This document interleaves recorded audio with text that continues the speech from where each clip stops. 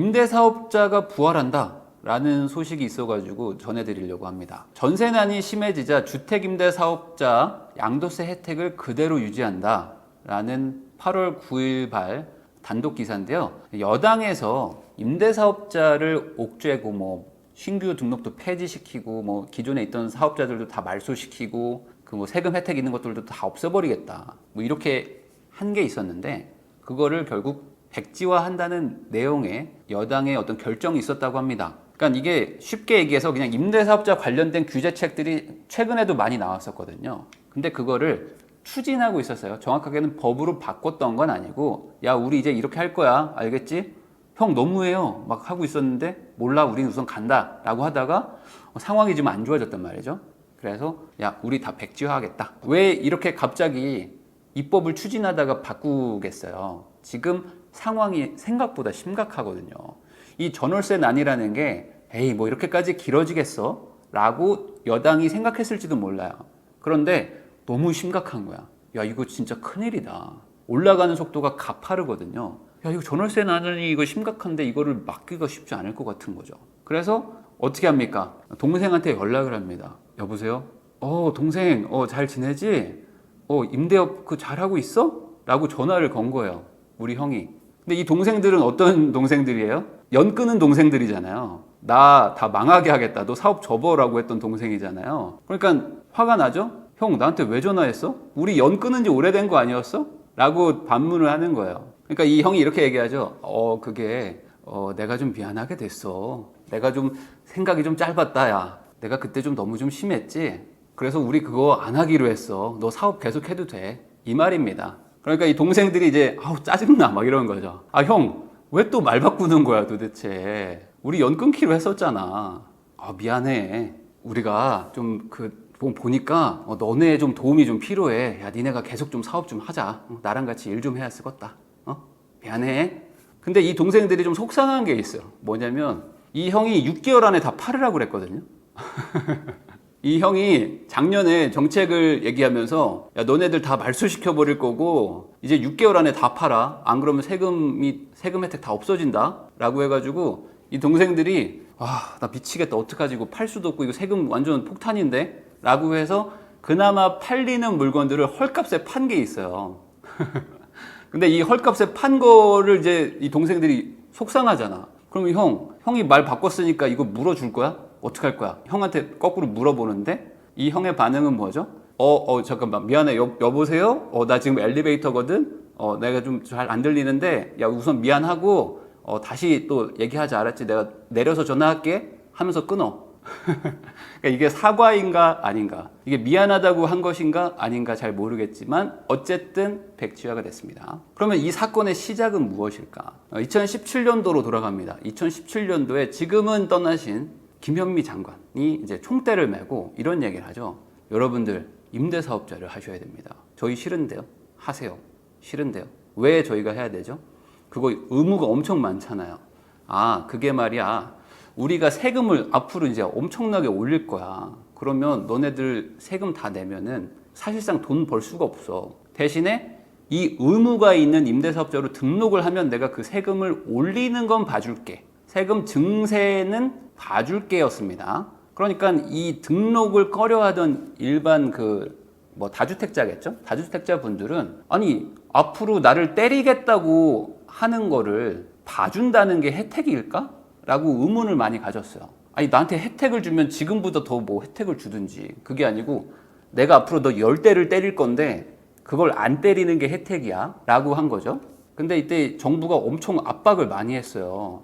너네 진짜 너 큰일 나. 너 내 말 안 들으면 큰일 나 라고 해서 막 사람들이 막 등록을 하기 시작합니다. 근데 그게 한 3년이 지나면서 2020년도까지 세금이 생각보다 많이 올라갔어요. 그래서 이 형들이 우리는 한 30% 정도 올릴까라고 생각하고 시작했던 것 같아요. 처음에는 2017년도에는 뭐 한 20-30% 올라가지 않을까?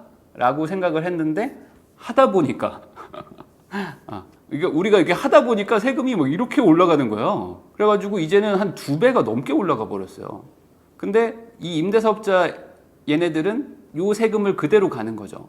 그러니까 이때는 별로 그렇게 혜택 같아 보이지 않았거든요. 근데 2020년, 21년쯤 오니까 너무 상대적으로 차이가 나는 거예요. 야, 얘네는 그냥 현상 유지시켜줬는데 우리가 이제 막 올려버리니까 야, 너무 세금 혜택이 크네. 그래서 이 동생들 다시 부릅니다. 야, 잠깐 집합 좀 해봐. 네, 형, 왜요? 저희 힘들어요. 야, 니네들 지금 세금 혜택이 너무 많은 것 같지 않니? 왜 무슨 소리예요, 형? 그냥 원래대로 내던 거 내는 건데 아닌 것 같아. 야, 내가 보니까 니네 지금 상대적으로 혜택이 너무 커. 아, 형, 무슨 소리예요? 형이 세금을 엄청 올린 거잖아요. 이게 왜 혜택이야? 나는 그냥 예전에 2017년 전하고 똑같이 내고 있는 것 뿐인데. 아니야. 뭔가 지금 뭐 문제가 많다. 이게 봐봐. 너네는 지금 이렇게 상대적으로 세금이 낮은데 임대사업 등록 안 한 사람들, 이런 분들은 지금 세금을 엄청 많이 내야 돼. 그러면 이 상대적 박탈감 같은 게 크지 않겠냐. 그러니까 니네가 좀 희생을 좀 해야 될 것 같은데. 그리고 이 바깥에 있는 분들이 보시기에는 너는 지금 세금을 안 내는 것 같아. 그리고 너가 세금을 부과를 안 당하니까 안 팔고 버틸 수 있잖아. 내가 이렇게 세금을 높이는 거는 다주택자들 매물이 나오게 하려고 하는 건데 너네는 다주택자면서 세금 혜택이 있으니까 안 팔고 버틴단 말이지.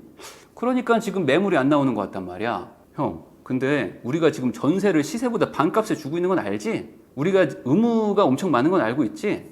형, 내가 지금 전세 3억 5천에 주고 있거든. 근데 형이 나한테 지금 전세랑 월세 둘 다 5%밖에 못 올리게 해줬잖아.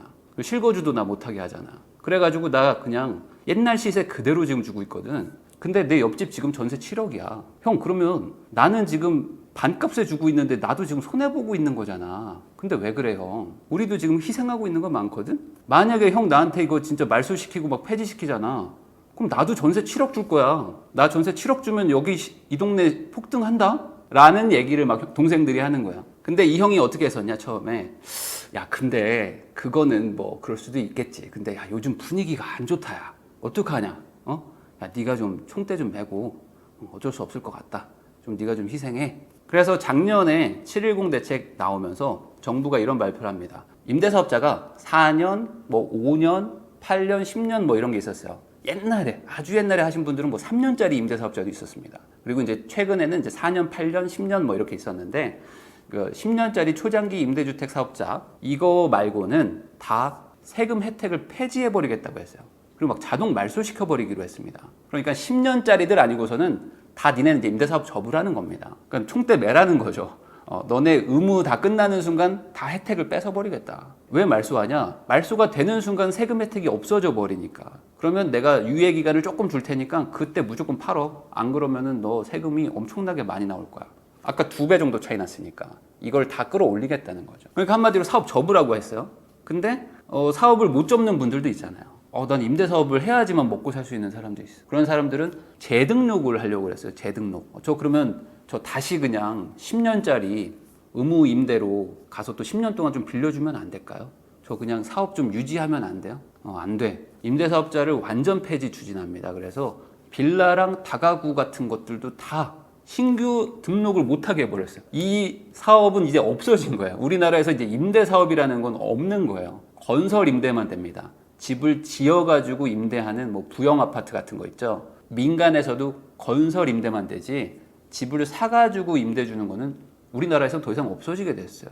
그러니까 이 형들은 이런 생각을 한 거죠. 야, 이제 세금 혜택이 없어지니까 들고 있는 거 팔겠구나. 그러면 시장에 좀 매물이 나오겠지? 근데 이 동생들은 이런 생각을 했어요. 아니, 우리가 따져보면은 내가 가진 게 10개면 그 중에 아파트는 2개밖에 없고요. 나머지는 다 빌라랑 오피스텔밖에 없는데 형 이거 원하는 거야? 내가 지금 빌라랑 오피스텔 풀면은 시장이 안정화되는 거야? 형이 말하는 건 아파트 같은데 우리가 생각보다 아파트가 많이 없어. 그리고 서울에 좋은 아파트를 가지고 있는 게 별로 없어. 우리도 영세업자들이야 대부분. 그리고 형 재등록도 못하게 한다는 거지. 그러면 우리는 이제 종부세를 막 얻어맞기 시작할 수도 있는데 이거 그러면은 이제 빌라랑 오피스텔을 좀 정리하라는 얘기로 들리거든. 근데 형이 이거 지금 뭐 취득세도 올려놓고 똘똘한 한 채의 정책을 펼쳐가지고 이 빌라랑 오피스텔 사주는 사람이 또 없어. 그래서 나보고 지금 팔으라고 하는데 팔 수도 없다니까? 이거 어떡하지? 안 되겠다. 안 팔리면 어떻게 해야 돼? 지금 전세나 월세가 좀 부족하니까 전 월세를 높여야겠다. 전세는 최대한 높여야 된다. 왜냐면 세금이 많이 나오니까. 가능하면 반전세나 월세로 바꿔야 되겠구나 라고 사람들이 막 갑니다. 그래서 710 대책 1년이 지나고 나서 이제 기사들이 나오는데 최악의 전세난 불러온 임대 등록 폐지 해서 뭐 기사들이 있어요. 저가 주거지들의 어떤 상승을 일으키는 그런 요인이 됐다고 보시면 돼요. 대부분 빌라나 오피스텔을 임대사업자를 내가지고 월세 받고 전세 주면서 이렇게 가지고 계신 분들이 많았거든요. 근데 그런 분들이 나도 어쩔 수 없으니까 막 올리기 시작하는 거야. 팔리진 않으니까. 그러면서 이제 이런 부작용들도 생겼어요. 뭐냐면 이제 신규 등록을 막아버리니까 이 사업 접으라는 거잖아요. 그러면 생계형 임대업자들도 있을 거 아닙니까? 생각보다 이 다주택자들 중에 부자가 아닌 분들도 많거든요. 그런 분들이 이제 몰락하기 시작합니다. 예를 들어 2억짜리 빌라를 8채를 가지고 있는 노부부가 있어요. 이건 뭐 실제 사례고 기사도 많이 나왔습니다. 근데 이분들이 월세로 한 400 받는단 말이죠. 이 8채 가지고. 그런데 이게 2억에 8채니까 16억 자산가다라고 얘기할 수 있지만 여기는 사실 대출이 있어요. 대출이 있어가지고 이자도 내니까 순자본은 뭐 그렇게 많지 않을 수도 있겠죠. 근데 이런 분들이 이제 노부부니까 이 분들은 근로소득이 없잖아요. 일을 할 수가 없어. 나이가 많으셔가지고. 그러니까 근로소득이 불가능하니까 불로소득을 얻을 수밖에 없는 거 아닙니까? 그 불로소득을 임대로 해서 400만 원 정도 받아가지고 이자를 한 150만 원 내면서 250 가지고 세금도 내고 생활비도 하면서 이제 살고 계신 분들이었단 말이죠. 근데 이분들이 갑자기 이제 종부세 대상자가 되기 시작합니다. 종부세는 다주택자 기준으로 6억 넘어가면 막 나오거든요. 그러니까 이분들은 이제 순식간에 이 월세는 뭐 비슷비슷한데 갑자기 이제 비용이 늘어나면서 생활비가 막 점점 줄어들기 시작하는 거예요. 그러니까 이분들은 막 나보고 죽으란 얘기냐 하는 내용들이 막 나왔죠. 그래서 막 청원도 막 올라옵니다. 저희는 지금 막 나이 70 넘어가지고 몸도 안 좋은데 뭐 하루하루 막 눈물만 나온다. 중개사들한테 그래서 안 되겠으니까 팔아야 되겠다라고 했는데 누가 요즘에 이런 빌라나 오피스텔 뭐 작은 거 사냐 하면서 팔리지도 않는다. 할머니 이거 가지고 가셔야 돼. 어쩔 수가 없어. 라고 얘기하는데 난 어떻게 해야 되냐 하면서 막 매일 눈물 흘리고 막 그랬죠. 그래서 저 같은 생계형을 살려주세요. 라는 얘기들이 막 나오고 이게 그 여당한테도 막 그 압박이 들어갑니다. 왜냐면 이런 분들은 또 살려야 되니까. 그러니까 이 여당에서 이런 생각을 해요. 잠깐만. 이런 분들이 있었구나. 근데 이런 분들은 좀 안타까운 사연이기는 좀 하네. 형, 그냥 이런 분들은 좀 살려주는 게 어때요? 이런 분들은 좀 혜택 줄까요? 계속? 이렇게 여당 내부에서도 좀 분위기가 바뀌었어요. 그래서 생계형 임대사업자는 종부세 합산배제 혜택을 유지하는 걸 검토를 막 했었거든요. 이게 6월달 기사입니다. 야, 생계형은 좀 봐줘야겠다. 그러니까 이어지는 문제가 바로 이런 게 생기죠. 그러면 형, 생계형의 기준이 뭐예요? 생계형이면 먹고 살기 힘든 게 생계형이지. 아니 그러니까 그 기준이 뭐냐고. 형, 저 잠깐만요. 저 김영식입니다. 저는 생계형인가요? 아니면 투기형인가요? 형이 골라주세요. 잠깐만. 우리도 아직 생각 못 해봤는데 생각 좀 해볼게. 그리고 이제 이런 분들이 막 나타나요. 아니 뭐 임대사업자가 봉이냐고. 지금 뭐 다 너네가 하라고 해서 했는데 왜 갑자기 이제 와서 막 다 폐지시키고 막 종부세 붙이고 뭐 우리 보고 뭐 어떡하라고. 그리고 기존 걸 막 소급해서 없애는 게 맞는 거냐 하면서 막 헌법소원한다고 막 난리가 납니다. 그러니까 이제 여당에서도 내가 좀 심했나? 야, 우리가 좀 심했냐? 형 좀 심한 것 같기도 해. 그러면요, 저희 좀 생각 좀 할게요. 좀 생각할 시간을 좀 주십시오. 죄송합니다. 그래서 임대사업자 혜택을 축소한다는 것을 원점에서 다시 검토하기로 했어요. 그래서 6월 18일에 다시 원점에서 검토하겠다. 그리고 나서 이제 시간이 흘러가죠. 전통적으로 7월, 8월은 이 비수기예요. 이 임차인들도 잘 안 움직이고 임대인들도 그냥 그대로 있죠. 그래서 이 비수기니까 조금 잠잠해졌어야 되는데 안 그러는 거예요. 임대차법이 1년 지나고 나서 지금 뭐 월세 비중도 많이 늘어나고 전세는 거의 30% 올랐다. 이런 기사 제가 소개했잖아요. 전국이 지금 막 전세가 막 들끓기 시작하는 거고 특히 이제 수도권에서 시작된 이 전세난이 심각해지는 겁니다. 점점 더. 그래서 이제 어디까지 가냐면 원룸까지 가요. 그래서 원룸도 뭐 강서구 같은 경우에는 보증금이 2억이라는 거예요. 그러면 원룸은 정말 이제 1인 가구들이 살고 대부분 이제 뭐 학생이나 막 사회 초년생 뭐 이런 사람들이 이제 나는 사는 곳이 이제 원룸인데 여기도 막 보증금들이 막 뛰기 시작하는 겁니다. 그러니까 이제 전반적으로 이제 힘들잖아요, 살기가. 뭐 원룸만 그러냐? 아닙니다. 뭐 그냥 매주 지금 전세 가격이 수도권 서울에 가지고 뭐 계속 올라가기 시작하는데 이제 서울은 그동안 많이 올라가서 조금 상대적으로 느린데 풍선 효과로 이제 수도권 쪽의 전세가 상승률이 어마어마한 거죠. 그래서 야, 이거 안 되겠다. 이거 지금 큰일인데? 라는 생각들을 이제 여당에서 한 것 같아요. 그래서 등록 임대사업자를 폐지하려고 했는데 이제 앞으로 니네 사업 다 접으세요? 라고 했는데 야, 이거 좀 이렇게 했다가 야, 후폭풍이 좀 클 것 같아. 이거 좀 고민 좀 해봅시다. 7월 기사입니다. 형, 이거 아무리 봐도 이거 아닌 것 같아. 이거 하다가 이거 큰일 날 것 같은데? 야, 이거 하면 집값 잡힌다면서. 이거 집값 잡힌다고 해가지고 우리가 한 거 아니야. 야, 그거 잡힌다고 했던 애, 걔 어디 갔어? 걔 누구야? 야, 걔 데려와봐. 그 형은 저기 작년에 퇴사했는데요? 뭐? 야, 퇴사했어? 네. 형, 그 형은 작년에 퇴사했어요. 야, 이게 무슨 소리야, 지금. 야, 집값 잡힌다며. 걔 어디 갔어? 걔 데려와. 아니, 그 형은 지금 퇴사했어요. 저 다른 회사 갔어요. 아, 나 미치겠네. 어떡하지? 야, 그럼 내가 책임져야 되네? 안 되겠다. 야, 이거 그냥 백지화하자. 백지화하자, 이거. 이거 했다가 큰일 난다, 야, 이거. 안 될 것 같아. 이거 심상치가 않아. 그래서 이렇게 전세난이 심해지고 가격은 폭등하기 때문에 안 되겠다라고 해서 연을 끄는 동생들한테 다시 전화를 한 겁니다. 임대사업자 계속 하자. 나랑 같이 일 좀 하자. 이게 저는 나쁘다고 생각 안 해요. 좀 안타깝긴 하죠. 안타깝긴. 근데 아예 안 했으면 가장 좋았겠죠. 이런 걸 아예 그냥 검토를 안 했으면 제일 좋았을 것 같긴 한데 지금이라도 백지화한 게 다행이다. 국민들한테 부작용이 큰 정책이 있잖아요. 그러면 안 하면 돼요. 맞죠? 그러니까 이걸 추진을 하려고 했어요. 근데 안 될 것 같아 라고 하면 빠르게 인정하고 폐기하는 게 우리 국민들한테는 도움이 되는 거죠. 문제가 있는 거를 끌고 갈 필요는 없는 거니까. 막 지금 채팅창에 지금 좀 화가 나신 분들이 많은데 진정하세요. 이걸로 여당 욕은 조금만 해야 됩니다. 이 바꾸는 것도 사실 용기가 필요한 거예요. 이거를 막 욕을 해가지고 욕먹는 게 만약에 겁이 난다 그러면 안 바꿀 수도 있잖아요. 이게 안 좋게 흘러간다는 거를 알았으면 바꾸는 것도 용기는 맞으니까.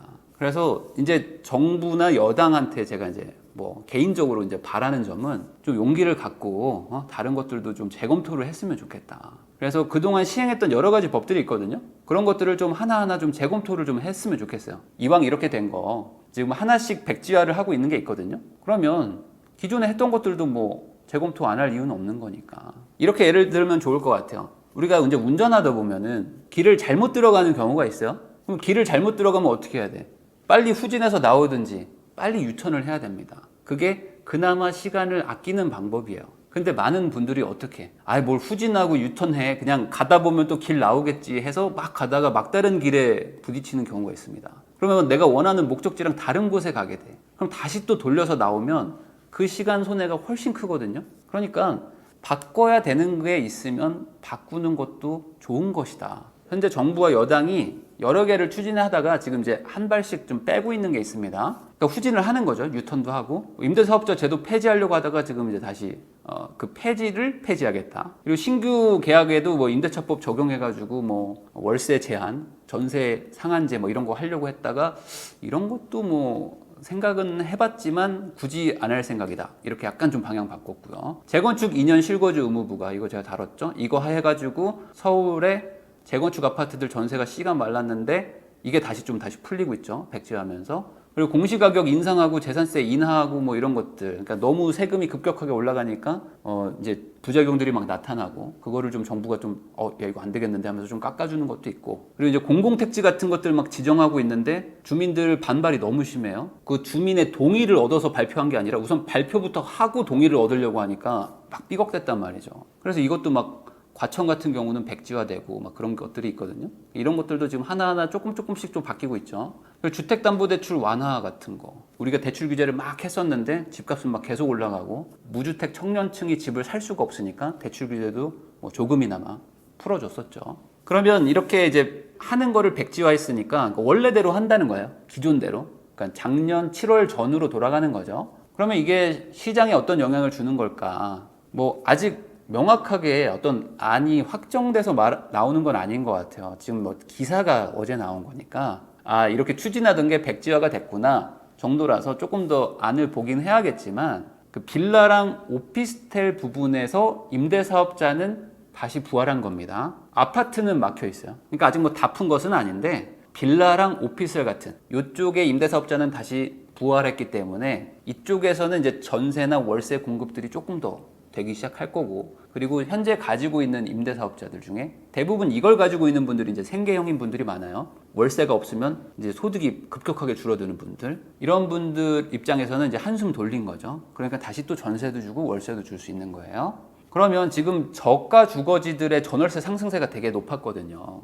뭐 2억, 3억대, 4억, 5억대들은 뭐 매매가가 막 급등한다기보다는 전월세가 막 올라가고 있었어요. 세금 부담이 커지면서 그런 곳들의 상승세가 조금 둔화가 될 것 같아요. 그러니까 이게 잘한 정책이죠. 이 전월세 상승을 우선은 막아줘야지 사람들의 주거 안정성이 커지니까. 그리고 제가 한번 언급했었는데 가장 큰 부작용이 이거였어요.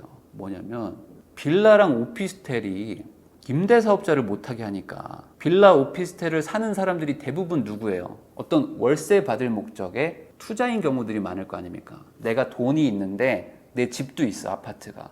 근데 뭐 어떻게 해야 될지 모르겠어. 근데 은퇴는 다가와.